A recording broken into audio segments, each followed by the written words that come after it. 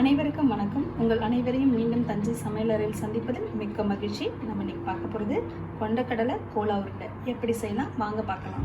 நம்ம 8 hours வெள்ளை கொண்டக்கடலை ஊற வச்சு எடுத்துருக்கோம். இப்போ இதை நல்லா வாஷ் பண்ணிவிட்டு தண்ணியெல்லாம் வடிச்சிட்டு வெறும் கொண்டக்கடலையை மட்டும் எடுத்துகிட்டு வருவோம்.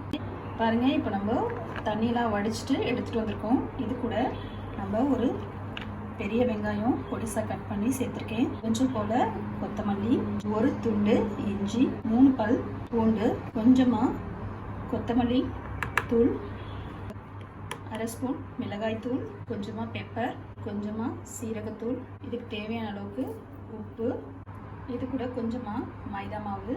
நீங்கள் வேணான்னா போட வேணான்னா யூஸ் பண்ண வேண்டாம், ஆனால் கொஞ்சம் போட்டால் நல்லா பைண்டிங்காக இருக்கும். அதுக்காக கொஞ்சம் போல் லெமன், சும்மா ஒரே ஒரு ட்ராப் நான் சேர்த்துருக்கேன்.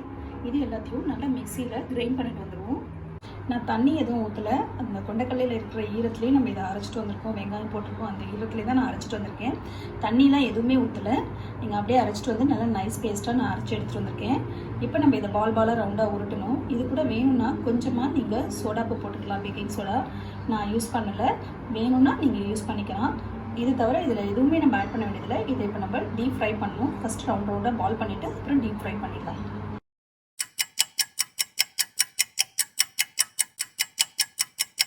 நம்ம இப்போ எல்லாத்தையுமே டீப் ஃப்ரை பண்ணுறதுக்கு கடாயில் எண்ணெய் காய வச்சுருக்கோம். நம்ம அதில் பண்ணிடலாம். பாருங்கள், எண்ணெய் நல்லா சூடாக இருக்குது. நான் இப்போது இதை போடுறேன். மிதமான சூட்டில் வச்சுக்கோங்க.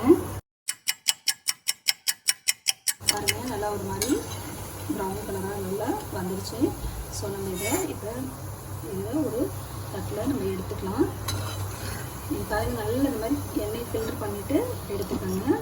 நான் கடலை எண்ணெயில் தாங்க பொரிச்சிருக்கேன். நீங்கள் சன்ஃப்ளவர் ஆயில் யூஸ் பண்ணிங்கன்னா அதிலே பொரிச்சுக்கோங்க. இந்த ரெசிபி உங்களுக்கு பிடிச்சிருக்கும்னு நான் நினைக்கிறேன். ஏன்னா குழந்தைங்க எல்லோரும் ரொம்ப விரும்பி சாப்பிடுவாங்க. அதனால் நீங்கள் இந்த ரெசிபியை செய்து பார்த்துட்டு எனக்கு கமெண்ட் செக்ஷனில் கமெண்ட் பண்ணுங்கள், லைக் பண்ணுங்கள், ஷேர் பண்ணுங்கள். சப்ஸ்கிரைப் பண்ணாதவங்க சப்ஸ்கிரைப் பண்ணிக்கோங்க. உடனுக்குடன் எங்கள் வீடியோக்களை தெரிந்து கொள்ள பெல் பட்டனை ப்ரெஸ் பண்ணுங்கள். நன்றி.